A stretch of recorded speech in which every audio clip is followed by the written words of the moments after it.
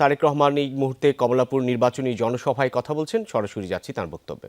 আগামী 13 তারিখে বিএনপি সরকার গঠন করলে আমরা এই খেলার মাঠে তৈরির কাজে ইনশাল্লাহ হাত দিব। একই সাথে এই এলাকার আরেকটি সমস্যা আছে, জলাবদ্ধতা।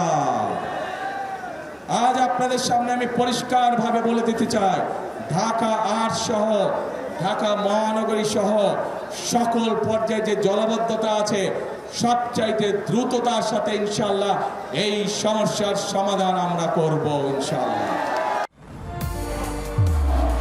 নির্মাণে নাম্বার 1 শাহ সিমেন্ট। এবং একটি গুরুত্বপূর্ণ এই এলাকার মানুষের দাবি একটি কবরস্থানের। ইনশাআল্লাহ মানুষের যাতে এই সমস্যার সমাধান করা যায়, আব্বাস সাহেব নির্বাচিত হলে ওনার সাথে কথা বলে এলাকার মানুষের যেখানে সুবিধা হয়, যেভাবে সুবিধা ইনশাআল্লাহ সেটিও আমরা পর্যায়ক্রমিকভাবে ইনশাআল্লাহ বাস্তবায়ন করব।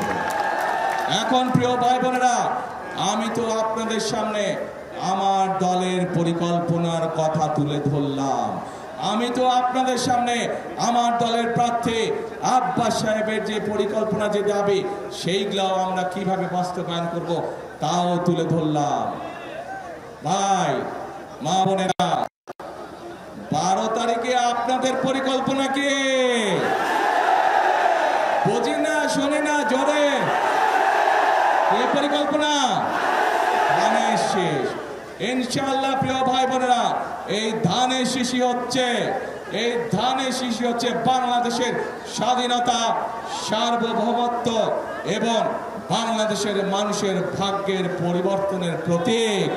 আসুন 12 তারিখের নির্বাচনে আমরা ধানের শীষকে নির্বাচিত করে ইনশাআল্লাহ, এবং আমরা 12 তারিখ থেকে দেশ পুনর্গঠনের কাজে হাত দেই।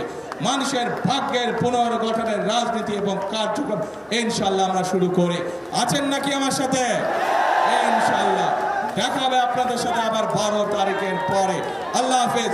বাংলাদেশ জিন্দাবাদ, বাংলাদেশ জাতীয়তাবাদী দল জিন্দাবাদ। আসসালামু আলাইকুম।